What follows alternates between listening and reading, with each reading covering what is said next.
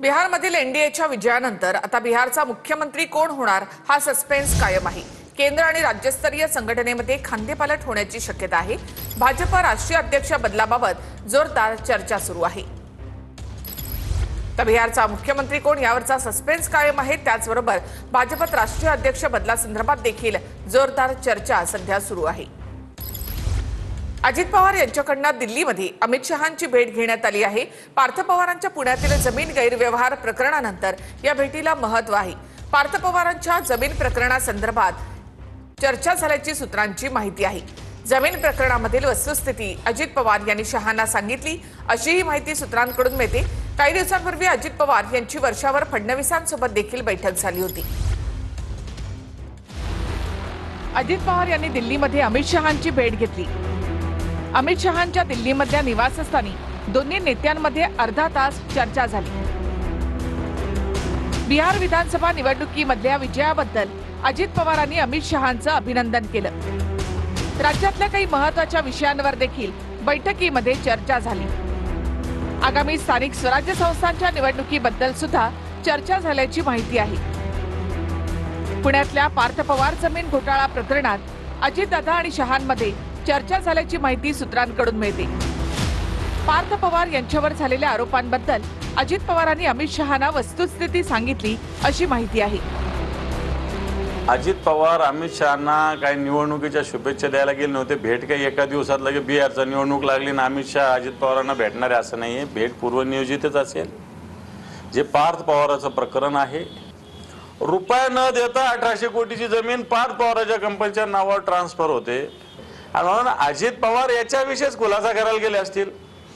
बाकी काय बिहारच्या निवडणुकीत अजित पवारांचा काय संबंध आहे? अजित पवार यांनी अमित शहांची भेट घेतली आहे। पार्थ पवार प्रकरणात काही चर्चा होणे शक्य आहे?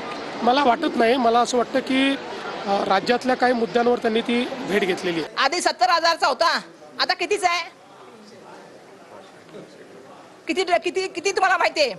आता ते रजिस्टरला दोष द्यायला लागलेत की रजिस्टर कसं केला? अरे मुलाला पण काहीतरी दोष द्या। आणि मला सरकारला सांगणं आहे की काय चाललंय हे तुमच्या घरच्या जमिनी नाही आहेत या तुम्ही लोकांना वाटत चाललायत।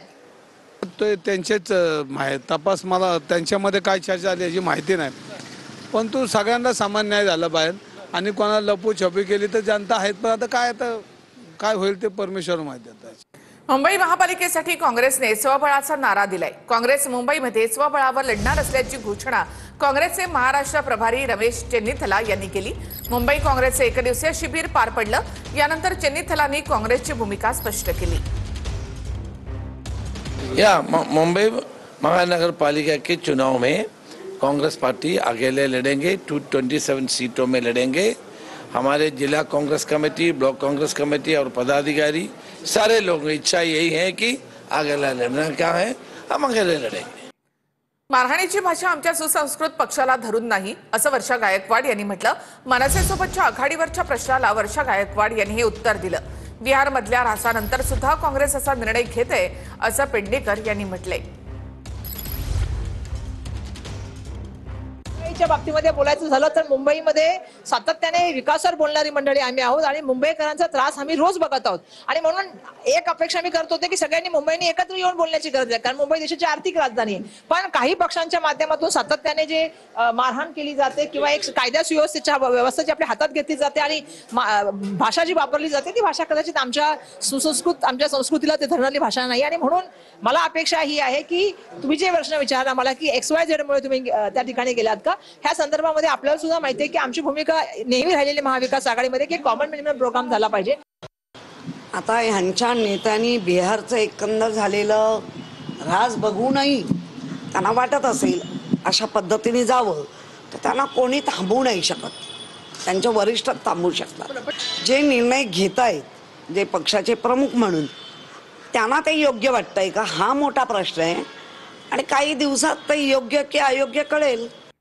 तर युती आघाडी करायला कोणतीही अट नाही असं शरद पवार यांनी म्हटलं। महापालिका निवडणुकीमध्ये युतीबाबत स्थानिक पातळीवर निर्णय घ्या असं शरद पवार यांनी सांगितलं आहे। तर मुंबई पालिका अजून जाहीर झालेली नाही असं शरद पवार म्हणाले। काँग्रेस स्वबळावर लढण्याच्या प्रश्नावर शरद पवारांची ही प्रतिक्रिया होती। स्थानिक निवडणूक आहे, पैसे द्यायचे आहेत यानंतर पंचायत राजाच्या इथे याच्या वतीने आम्ही निकाल घेतला की त्या तालुक्यात किंवा त्या जिल्ह्यात पक्षाचे जे सरकारी आहेत स्थानिक स्थितीवरून त्यांनी निर्णय घ्यावा हा अधिकार त्यांना आहे. मुंबई महापालिकेत देखील काँग्रेस स्वतंत्रपणे निवडून होत अशी भूमिका घेतलेली आहे. घेतील घेणार का नाही हे मला माहीत नाही पण घेतली ते काय असेल नाही आणि स्वस्त सांगायचं मुंबई महानगरपालिका आत्ता जाहीर झालेली नाही.